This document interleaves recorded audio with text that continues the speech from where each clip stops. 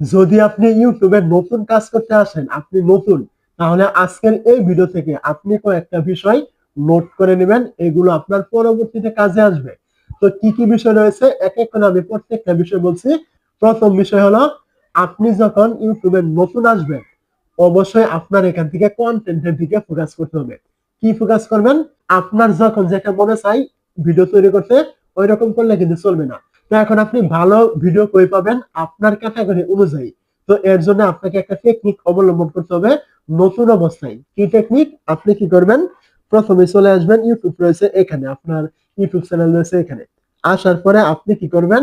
আপনার ক্যাটাগরি অনুযায়ী কয়েকটা চ্যানেল আপনি সার্চ করে নেবেন। সার্চ করার পরে আপনি কি করবেন? তার চ্যানেলের ভিতরে আসবেন। আসার পরে আপনি এখান থেকে দেখতে পাবেন এই যে ভিডিও নামে একটি অপশন। আপনি কি করবেন? এখান থেকে ভিডিওতে ক্লিক করবেন। তো ভিডিওতে আপনি যখনই ক্লিক করবেন, এখান থেকে দেখতে পাবেন এই যে একটা অপশন এখান থেকে আছে পপুলার নামে। আপনি কি করবেন? এখানে ক্লিক করবেন। তো পপুলারে আপনি যখনই ক্লিক করবেন, এখান থেকে দেখতে পাবেন লাস্ট 1 বছরের ভিতরে তার কোন ভিডিওগুলি বেশি পরিমাণ ভাইরাল হয়েছে বা ভিউজ আছে। আপনি কি করবেন? এখান থেকে ওই ভিডিওগুলি টার্গেট করবেন। অবশ্যই মনে রাখবেন, এখানে আপনার ক্যাটাগরি তার ক্যাটাগরি একই থাকতে হবে, এরকম আর কি। অন্য কোনো ক্যাটাগরি চ্যানেল হলে কিন্তু চলবে না।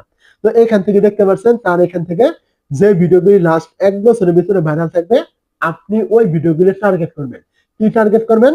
যেমন ধরেন এখান থেকে এই চ্যানেলটা আপনার ক্যাটাগরির, আমি কথার কথা বললাম। তো এই যে 1 বছরের ভিতরে একটা ভিডিও ভাইরাল রয়েছে, এই যে একটা ভাইরাল, এই যে একটা ভাইরাল। তো এই যে ভিডিওগুলি ভাইরাল রয়েছে, আপনি কি করবেন? এই ভিডিওর ভিতরে ক্লিক করে দেখবেন সে এই ভিডিওতে কি বলেছে, কোন টপিকে কথা বলেছে, কোন কোন বিষয়ে নিয়ে এখানে সে ভিডিওগুলি দিয়েছে। আপনি এগুলো শুনে আপনার মতো করে এই টপিকের একটা ভিডিও তৈরি করবেন এবং এখান থেকে খেয়াল করবেন সে এখানে থাম্বনেল গুলো কিভাবে দিয়েছে, কি কি লিখেছে, টাইটেল গুলো এখান থেকে কি দিয়েছে, মানে ইত্যাদি। এই বিষয়গুলো আপনি হুবহু তার মতো না করে আপনি তার কাছ থেকে আইডিয়া নিয়ে আপনার মতো করে তৈরি করবেন। করার পরে আপনি কি করবেন? ভিডিওগুলি আপনার চ্যানেলে আপলোড করবেন। এরকম করলে কি হবে? যেহেতু তার চ্যানেল আপনার চ্যানেল একই ক্যাটাগরি, তো তার ভিডিওগুলি যেহেতু ভাইরাল রয়েছে, যে ভিডিওগুলি আপনি টার্গেট করলেন, তো এখন আপনি যদি এই ভিডিওগুলি তৈরি করেন নতুন অবস্থায়, তাহলে অবশ্যই তার মতো কিন্তু আপনার ভিডিওগুলি কিন্তু ভাইরাল না হোক, অন্তত ইউটিউব অ্যালগরিদম এটা বুঝবে আপনার এই ভিডিওগুলি এমন রিলেটেড। কারণ যেহেতু তার ভিডিওগুলি অলরেডি ভাইরাল, তাহলে আপনি তার মতো তৈরি করলে অবশ্যই আপনার ভিডিওগুলো ভালো একটা ফলাফল পাওয়ার সম্ভাবনা আছে। আপনাকে নতুন অবস্থায় এইভাবে প্রথমেই কাজ শুরু করতে হবে। তো এখন আসি পরের পয়েন্টে। আপনি এইভাবে ভিডিও তৈরি করছেন, তারপরেও আপনার চ্যানেলে ভিউজ আসবে না। কেন আসবে না?